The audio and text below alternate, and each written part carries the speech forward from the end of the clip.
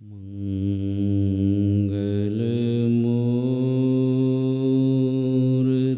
सतगुरु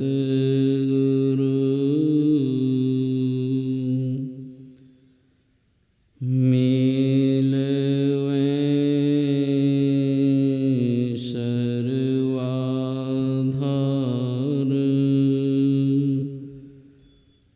मंगलमय मंगल करना बिनओ बारंबार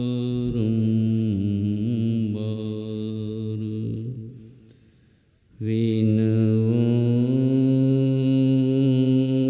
बारंबार।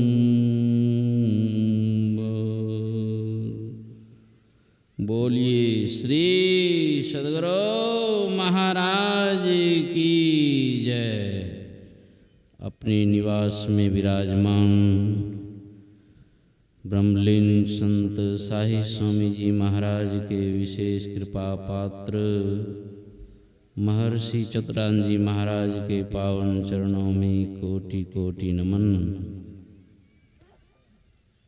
आज हम लोग सबके सब बड़भागी हैं जो भगवान श्री राम ने त्रेता युग में अपनी प्रजाओं को उपदेश किया था, तो वही उपदेश आज हम सबों को सुनने के लिए मिल रहा है। इसलिए हम सब के सब बड़भागी हैं। भगवान ने सबसे पहले मनुष्य शरीर की विशेषता को बताए कि जो मनुष्य शरीर धारण किए हैं वे देवताओं से भी श्रेष्ठ शरीर को धारण किए हुए। बड़े भाग्य मानुष तन पावा, सुर दुर्लभ सब ग्रंथ ही गावा। हम लोग शरीर में आकर संसार में भटक रहे हैं। उसी भटकन को दूर करने के लिए संत और भगवंत का अवतार होता है। तुलसी साहब ने कहा, क्यों भटकता फिर रहा ए तलाशे यार में, रास्ता सरग में है दिलवर पे जाने के लिए। हम लोग एक ही जन्म से नहीं, जुग जुगों से जन्मों जन्मों से संसार में भटक रहे हैं और संत और भगवंत रास्ता बता रहे हैं। किनको? मनुष्यों को। मनुष्य के अलावे देवता इस रास्ते को नहीं जान सकते। अनपढ़ व्यक्ति, अनपढ़ मनुष्य, निर्धन मनुष्य, अंधा मनुष्य, लंगड़ा मनुष्य, सब कोई इस रास्ते को प्राप्त करने के अधिकारी हैं, लेकिन देवता जो है इस रास्ते को प्राप्त करने के अधिकारी नहीं है। साधने धाम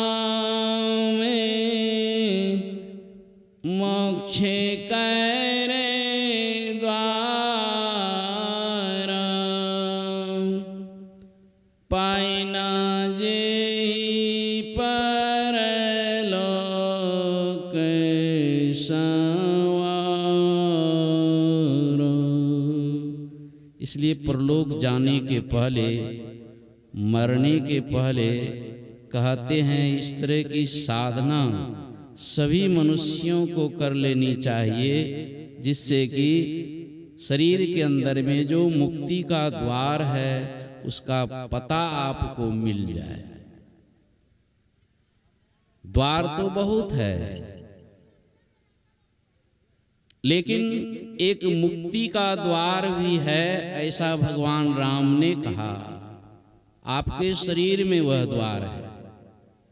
एक पैसा भी आपके पास नहीं है, एक अक्षर पढ़े लिखे भी नहीं हैं आप, लेकिन उस द्वार का पता यदि आपने पा लिया तो आपसे बड़भागी संसार में कोई नहीं। और रामचरितमानस को जब पढ़ते हैं तो पूरे ग्रंथ को पढ़ लेने के बाद पता ही नहीं चलता है कि 3.5 हाथ शरीर के में जो है कहाँ है मुक्ति का द्वार, कहीं पता नहीं। अजीब बात। और दुनिया में जो भी ग्रंथ हैं उस ग्रंथों को पढ़ने से भी पता नहीं लगता है। भेद है गुप्त, पाना किसी ग्रंथ से है असंभव, समझ लो किसी संत से। राम जी ने भी सबरी को जब उपदेश करते हैं, कहते हैं कि मनुष्य शरीर मिला है, भक्ति करना चाहते हैं, मोक्ष द्वार में जाना चाहते हैं तो पहले संतों का संग कीजिए। और संत के चरण शरण में जाते हैं तो गुरुदेव कहते हैं, बिन दया संतन की में ही जानना इस राह को, हुआ नहीं होता नहीं होनहारा है नहीं। गुरुदेव ने भी कहा दिया। संत के दया कृपा के बगैर आज तक उस मुक्ति के द्वार का आता पता किसी ने नहीं पाया, और वर्तमान में भी नहीं कोई पा रहे हैं, और भविष्य में भी करोड़ों जन्मों में भी बगैर संतों की दया कृपा से उस मार्ग को, उस द्वार को कोई नहीं प्राप्त कर सकता। इसलिए ये संत के हवाले है। गुरुदेव खुलासा करके कहते हैं कि उस द्वार में कैसे जाओ। भजो भाई गुरु गुरु गुरु रूपे ध्यान धरूं, सन्मुख बिंदु निरेखो, सुख देखो रे भाई। इतना काम जो कर लेंगे संसार में, फिर उनको दुख कभी नहीं देखना पड़ेगा। सन्मुख बिंदु निरेखो,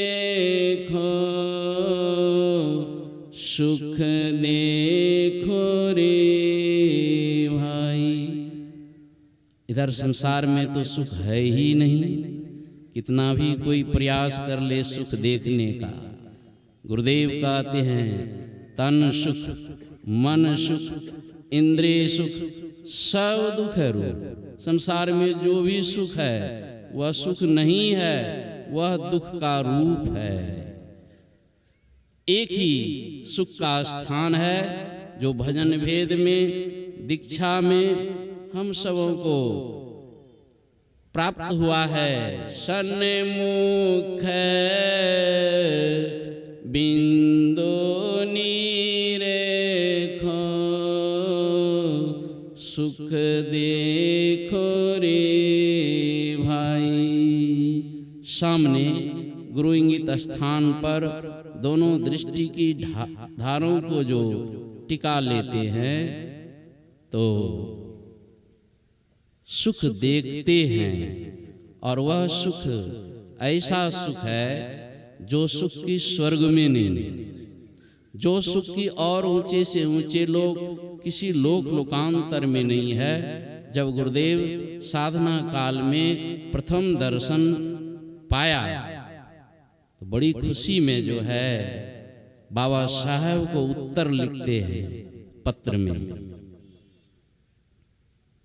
कि मैंने प्रथम दर्शन प्राप्त कर लिया, और इस दर्शन को पा करके मुझे इतना सुख मिल रहा है, इतना सुख मिल रहा है कि लगता है कि मेरे जन्म जन्मांतर के जो सुख बिछड़े हुए थे उस सुख को मैंने पा लिया।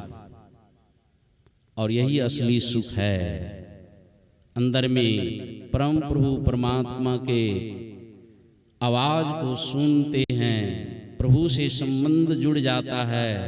दिन रात प्रभु के संग में वे रहते हैं, सोते जागते उठते बैठते, और जब तक जीवन रहता है तब तक प्रभु की आवाज को वे सुनते रहते हैं। मृत्यु काल में भी प्रभु की आवाज को सुनकर प्रभु के संग ही रहते हैं, इसलिए मृत्यु का भी उन्हें कोई दुख नहीं होता है। और तब तक वे सुनते रहते हैं जब तक वे निशब्द में जाकर परमात्मा में मिलकर एक में एक ना हो जाते हैं, तो वह शब्द आप सबों के अंदर में, सभी के अंदर में निरंतर हो रहा है। पापी दुराचारी सबके अंदर में वह शब्द निरंतर हो रहा है, लेकिन बगैर दृष्टि साधन किए, बगैर एक बिंदुता को प्राप्त किए उस शब्द से हम वंचित रहेंगे। तो राजा हों या रंग हों, कोई सुनेंगे, उनको फिर परलोक में कभी दुख नहीं देखना पड़ेगा। और नहीं सुनेंगे तो सो परत्र दुख पावई, सिर धुन पछताए, काल ही कर्म ही ईश्वर ही मिथ्या दोष लगाए। बोलिए श्री सद्गुरु महाराज की जय।